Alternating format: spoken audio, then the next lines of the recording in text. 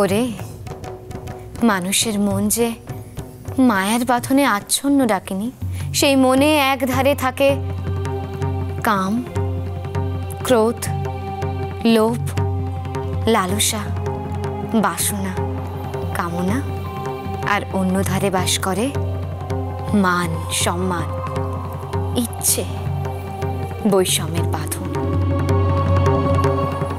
আর সেই বাঁধন ছিঁড়ে নিজেকে মুক্ত করা যে রানীর পক্ষে এতটা সহজ হবে না। কিন্তু দেবী, যদি সত্যি এই বাঁধন মুক্ত না হয়, তাহলে অন্নদা আর আনন্দনাথের বিবাহ কি আটকে যাবে? তোরা এত উতলা হচ্ছিস কেন? দাঁড়া, আগে রানী সর্বজয়াকে তার মনস্কামনা নিয়ে আমার দ্বারে আসতে দে, তারপর দেখ না কি হয়। এ আমি কি শুনছি বরেন্দ্র? তুমি মন্দিরের সমস্ত খাজনার টাকা মিটিয়ে আমাদের ঋণমুক্ত করলে না কেন? আমি তো তোমাকে বলে গিয়েছিলাম, ইংরেজ সরকাররা যে টাকা ধার্য করেছেন তুমি তা মিটিয়ে দেবে।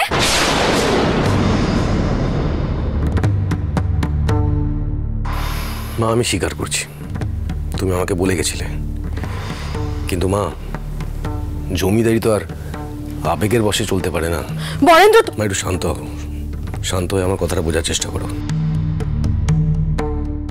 আমি জানি তুমি আর ছোট দুজনেই তারা মায়ের ভক্ত, তারাপীঠের মন্দিরের জন্য তোমরা সবকিছু করতে পারো, কিন্তু মা, আমাকে তো হিসেব করে চলতে হবে না।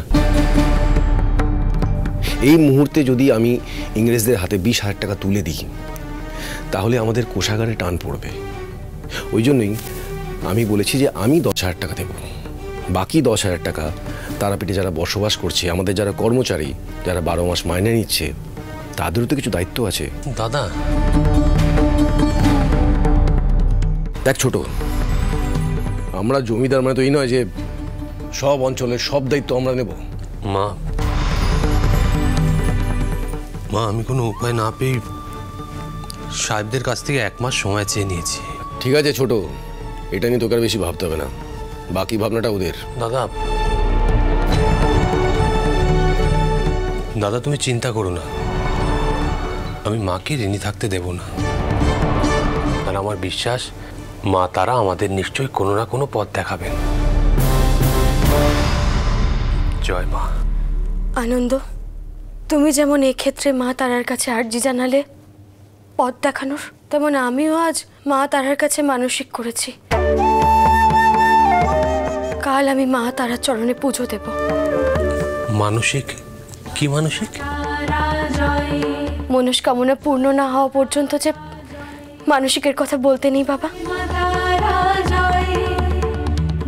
কাল তৈরি থেকো সকলে, মন্দিরে যাব আমরা সবাই।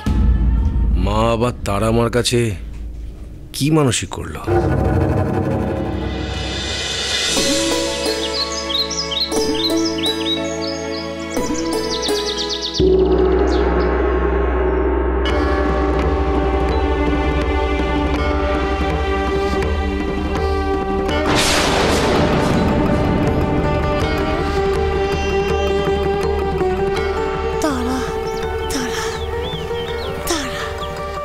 আকাশ ভরা তারা। মা, মাগো, মাগো।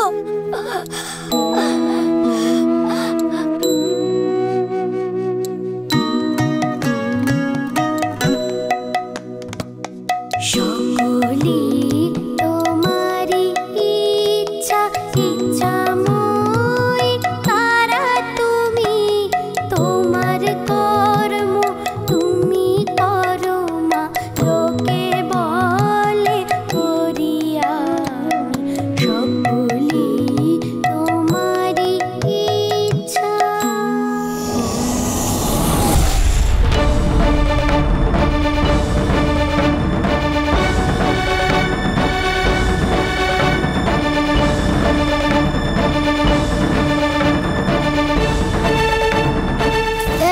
মাথা ঠিক করে ধরতে পারছিস না? ছাতাটা ঠিক করে ধর, হেলে যাচ্ছে যে।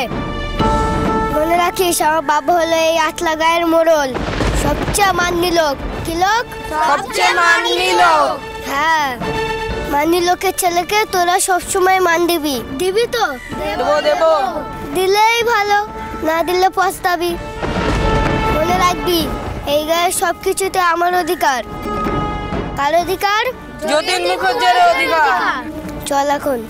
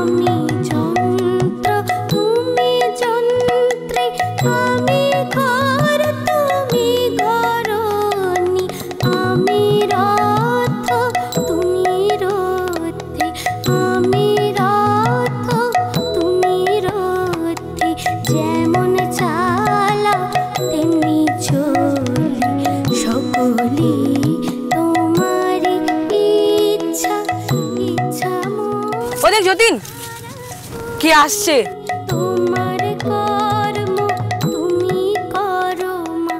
খেপা আসছে, বেটা মহা ধরিবাজ।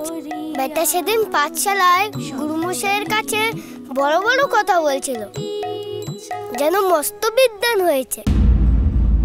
ও আমার থেকেও যেন বড় বিদ্বান। দেখাচ্ছি মজা, আয় বামাকে ধরি।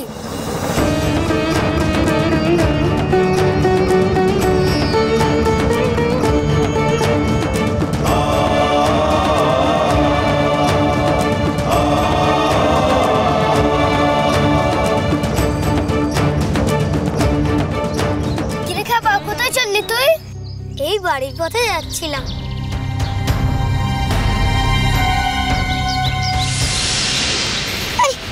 ছাড়বো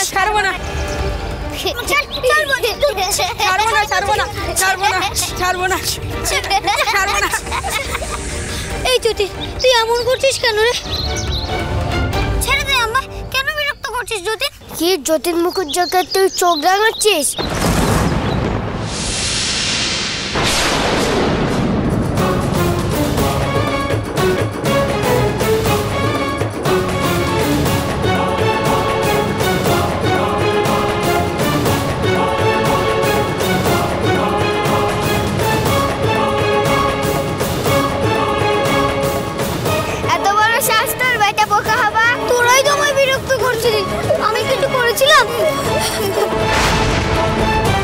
তুই করিসনি, কিন্তু আমি করব।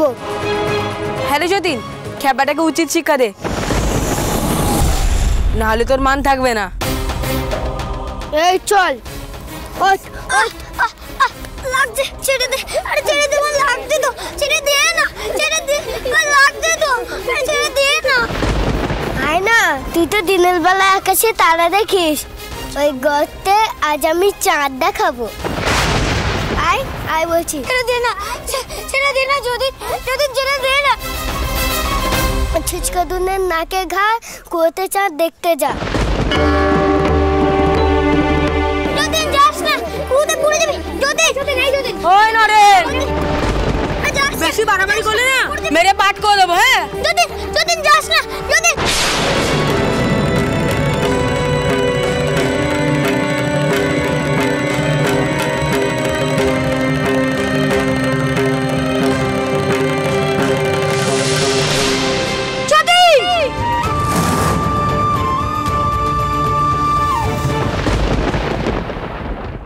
দেখেছিস তো মামা, ধর্মের কল বাঁচছে না রে। এমন কথা বলিস না ভাই, চল যতীনকে বাঁচানোর চেষ্টা করি।